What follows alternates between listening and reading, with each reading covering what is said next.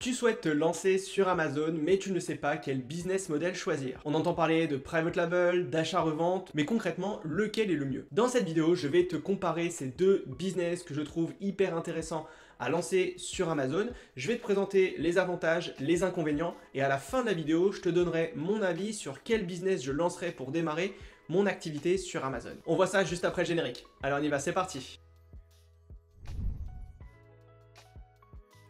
Salut, c'est Romain, bienvenue sur ma chaîne où j'aide des jeunes entrepreneurs à développer leurs revenus en ligne. Aujourd'hui, on va donc parler de private label et d'arbitrage et on va essayer de comprendre quels sont ces deux business models et concrètement lequel est le mieux pour démarrer. J'ai voulu faire cette vidéo parce que vous êtes très nombreux à m'envoyer des messages ou à m'envoyer des mails en me disant Romain, je veux me lancer sur Amazon, j'ai entendu parler de l'achat-revente, mais derrière, la personne, elle me parle de private label. J'ai l'impression que vous êtes beaucoup un peu à confondre les business, donc l'idée c'est vraiment de vous expliquer concrètement quels sont ces deux business models. Vous allez voir, ils sont assez différents, et vous verrez aussi qu'il va falloir mettre en place des stratégies bien différentes pour bien vous lancer sur Amazon. Mais avant de vous présenter tout ça, je voulais juste vous rappeler que la vente sur Amazon est encore en 2025 et sera encore en 2026 la stratégie selon moi la plus intéressante pour démarrer un business en ligne. On peut toujours gagner de l'argent sur Amazon, ce n'est pas saturé, on peut faire encore beaucoup de choses. Je vous donne quelques exemples. Vous avez Cédric avec qui on a fait une vidéo YouTube il y a quelques temps maintenant, qui continue de développer son activité avec sa marque sur Amazon. Et de l'autre côté, vous avez Jordan ou Jason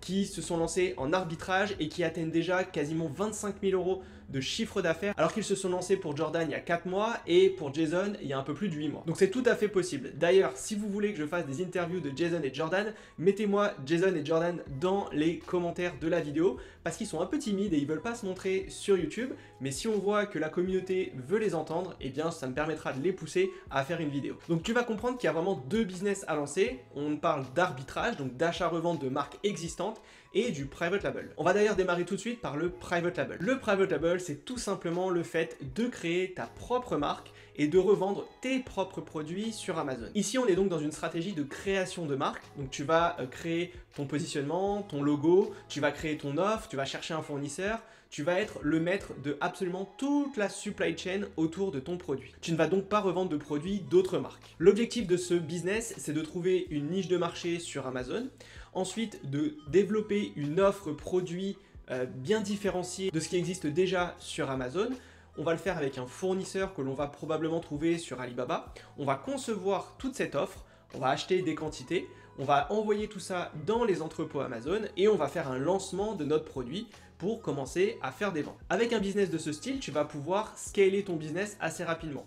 C'est-à-dire que quand tu vas lancer un premier produit dans une niche, si le produit répond bien et que la niche est plutôt intéressante, tu vas pouvoir lancer un deuxième produit, puis un troisième produit, etc., etc., jusqu'à avoir un catalogue d'une dizaine de produits, et ce qui te permettra donc de développer ton propre business sur Amazon avec une marque existante. Et ensuite, cette marque, si tu souhaites la vendre sur d'autres canaux de distribution, comme Cdiscount ou à travers ton propre site internet, eh bien ce sera tout à fait possible. Ce qui est vraiment top avec ce business en private label, c'est que les marges sont assez intéressantes. Au début, quand tu vas lancer ton activité, tu vas être sur des marges aux alentours de 15, 18, 20% en général, en moyenne.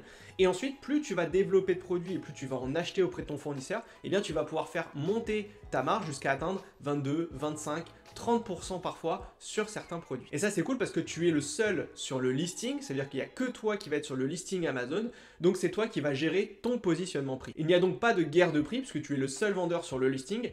Évidemment, il va falloir faire attention à la concurrence sur le marché pour ne pas être trop haut, parce que sinon tu ne feras pas de vente. Et ensuite, quand tu as une marque qui se vend plutôt bien, que tu as plusieurs références et que tu es implémenté sur le marché, eh bien les potentiels de revente de ce type de business sont super intéressants. Donc tu peux faire des vraies culbutes financières à partir du moment où tu vas revendre ta boutique et clairement tu peux gagner beaucoup d'argent avec cette méthode. Donc ça c'est les avantages du private label qui sont tout de même assez nombreux et tu vas pouvoir maîtriser l'ensemble de ton business avec ce business model. Par contre évidemment il y a quelques inconvénients que je vais te mentionner également. Premièrement on va parler du budget. Alors le budget pour se lancer en private label il est assez important. Il va falloir démarrer au minimum avec 3 000 € pour investir dans le private label sans compter la formation évidemment.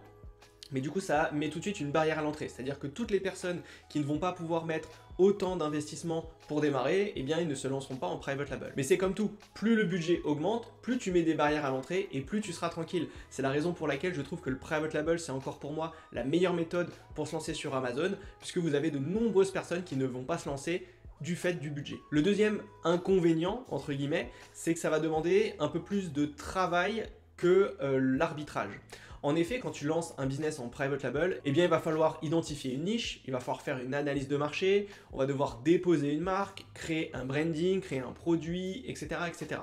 Donc oui, il y a plus de travail en private label qu'en arbitrage. Mais comme je te l'ai dit juste avant, les potentiels de revente de ce type de business sont énormes par rapport à l'arbitrage. Donc c'est la raison pour laquelle, encore une fois, plus tu mets des barrières à l'entrée sur ton business, plus tu seras tranquille pour te lancer. Et enfin, le dernier inconvénient selon moi du private label, c'est le temps qu'il faut pour lancer un premier produit. Donc si tu démarres de zéro, eh bien il va y avoir un délai incompressible pour que tu puisses faire ta première vente qui est à peu près aux alentours de 4 mois. C'est-à-dire que quand tu vas démarrer ton activité, tu vas commencer à te former jusqu'à ce que ton produit soit en vente, il va falloir compter 4 mois. Il y a toute une stratégie, il y a plein d'étapes pour lancer ce type de business. Donc forcément, si tu n'es pas patient et que tu ne veux pas attendre pour te lancer, clairement le private label il n'est pas fait pour toi.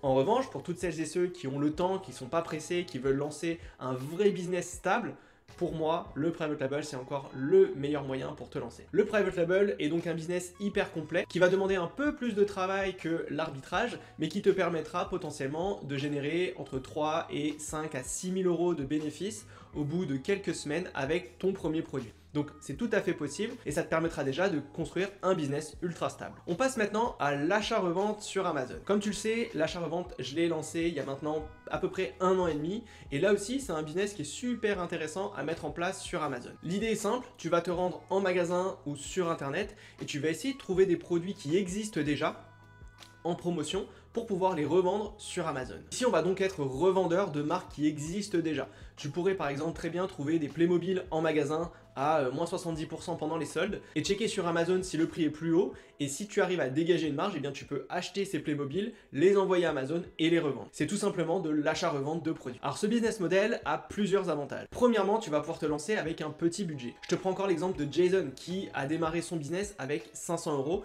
et qui a réinvesti tout son bénéfice dans son activité et désormais il a une activité qui tourne aux alentours de 25 000 euros de chiffre d'affaires avec, si je te dis pas de bêtises, aux alentours de 18% de marge. Donc ça c'est vraiment selon moi le meilleur business si tu veux te lancer avec un tout petit budget, c'est l'arbitrage. Le deuxième avantage, c'est que tu peux te lancer super rapidement. Tu peux tout à fait lancer cette activité au départ avec une auto-entreprise pour faire tes premières ventes.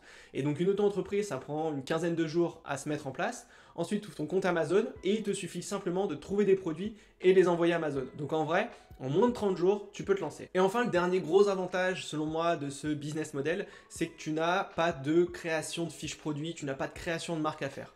Là aussi, si le private label, tu considères que c'est beaucoup de travail, eh bien l'arbitrage, c'est tout l'inverse. C'est-à-dire qu'on va se positionner sur des fiches qui existent déjà sur Amazon, où il y a déjà du flux de vente sur Amazon, donc on n'a pas besoin de s'occuper de la pub, on n'a pas besoin de créer des photos, on n'a pas besoin de créer le listing, le SEO, etc. On se plug sur quelque chose qui existe déjà. Donc clairement, c'est beaucoup plus simple et ça te permet du coup de faire tes ventes beaucoup plus rapidement. Alors évidemment, il y a des avantages, mais il y a des inconvénients. Alors le premier inconvénient du coup de cette méthode, c'est qu'il y a très peu de barrières à l'entrée. C'est-à-dire que beaucoup de monde peut se lancer assez vite. Donc forcément, si beaucoup de monde peut se lancer, ça amène un peu plus de concurrence. Ensuite, le deuxième inconvénient, c'est que tu peux très vite rentrer dans ce qu'on appelle une guerre des prix. Forcément, vous vous positionnez contre d'autres vendeurs sur le même produit. Donc là, ça va être le jeu de celui qui arrive à acheter le produit le moins cher pour gagner la vente. Donc tu peux parfois te retrouver dans une guerre des prix. Alors personnellement c'est pas ce que je conseille toujours de s'aligner sur les prix des concurrents, mais du coup tu feras un peu moins de ventes si tu n'as pas la buy box. Ce qui va induire un autre inconvénient, c'est les marges.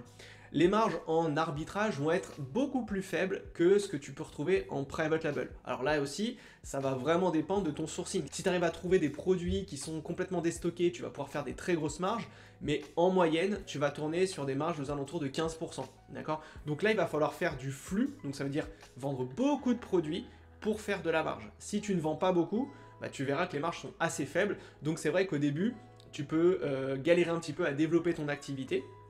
Mais en vrai, si tu trouves des bons produits et que si tu as un bon sourcing, tu pourras tout à fait t'en sortir quand même. Un autre inconvénient, c'est que tu vas aussi dépendre du stock qui est présent dans les magasins, sur internet ou auprès d'un fournisseur si tu fais du wholesale. Là aussi c'est pareil, ça m'est déjà arrivé, tu vas dans un magasin, tu dis tiens je vais aller chercher des promos et au final il n'y a rien du tout. Donc là tu te retrouves bredouille, t'as aucun produit à vendre sur Amazon.